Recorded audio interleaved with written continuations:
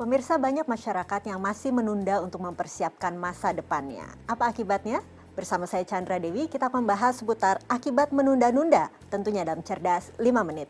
Ini saya telah ditemani oleh Bapak Rudi Munardi, Vice President Partnership Business. Selamat pagi Pak Rudi. Pagi, Mandra. Pak Rudi, ini langsung saja kiranya bagaimana sih sebetulnya kesadaran berinvestasi masyarakat Indonesia pada saat ini, Pak? Kita melakukan survei di tahun 2016, itu menunjukkan bahwa 59% dari masyarakat yang kita survei merasakan tidak nyaman dengan investasi yang mereka lakukan.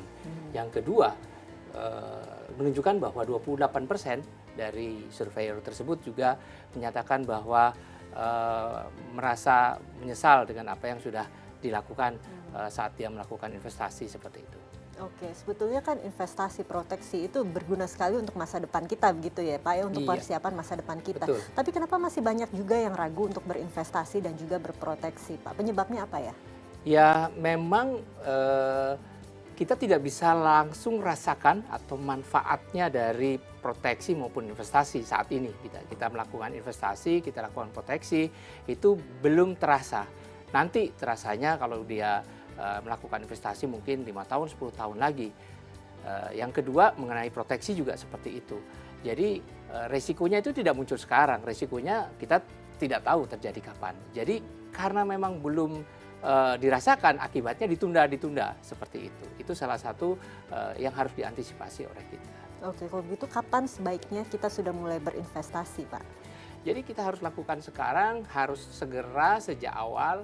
Kalau masih muda lakukan, masih muda kesempatan itu kita manfaatkan. Oke, sejak awal tadi Pak Rudi katakan ya. Ya. Apakah memang lebih menguntungkan untuk berinvestasi sejak awal? Ya, prinsip dari time value of money, di mana waktu semakin lama itu akan semakin baik, semakin maksimal, karena kita akan mampu dan secara maksimal mengakumulasi aset atau investasi yang kita lakukan.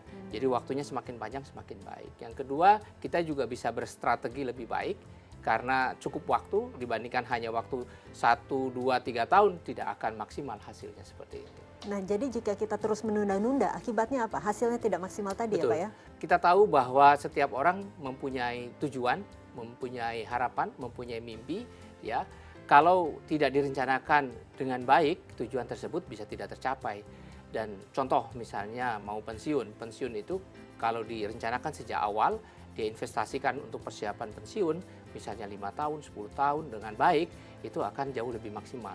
Oke, kalau Pak Rudi katakan investasi lebih baik sejak awal, bagaimana dengan asuransi? Apakah kita harus juga berasuransi sejak muda Pak? Semakin muda, risikonya semakin kecil, dan ingat bahwa premi asuransinya kalau dia apply sejak muda itu jauh lebih murah dibandingkan nanti setelah dia sudah mepet mau pensiun tiba-tiba baru aware, oh saya tidak punya proteksi untuk itu. Tentunya akan jauh lebih mahal. Kenapa? Karena ada faktor risiko penyakit segala macam yang tentunya akan membebani nasabah pada saat dia harus membayar premi asuransi. Oke, jika usia masih muda ini barangkali Pak Rudi, keuangannya masih terbatas, mana yang harus didahulukan? Kebutuhan untuk berinvestasi atau berproteksi? Ya, bisa dilakukan dua-duanya, tapi yang lebih utama itu adalah dari sisi proteksinya. Dari sisi jiwanya itu salah satu yang bisa dilakukan karena terkait tadi dengan pendapatannya mungkin akan jauh lebih murah kalau untuk memproteksi jiwanya terlebih dahulu. Bisa diberikan tips sukses untuk berinvestasi dari Bapak barangkali untuk pemirsa kita, mereka yang baru mulai akan mengambil tindakan untuk mempersiapkan masa depannya. Tujuannya tetapkan dahulu. Nah, setelah dia tetapkan tujuannya, penempatan investasinya lihat sesuai dengan profil risiko dari nasabah atau calon investor tersebut. Jangan sampai punya rencana investasi, ya dia masukkan ke portofolio yang berisiko tinggi, akibatnya dia tidak terlalu nyaman sehingga itu akan mengganggu kehidupannya. Itu 2 tips yang utama yang harus dilakukan oleh calon investor. Baiklah, Pak Rudi, terima kasih banyak atas informasi dan kehadirannya ya Pak ya. Sama-sama. Dan pemirsa, demikianlah Cerdas 5 Menit, Cerdas Finansial untuk episode kali ini. Saya Chandra Dewi, terima kasih dan sampai jumpa.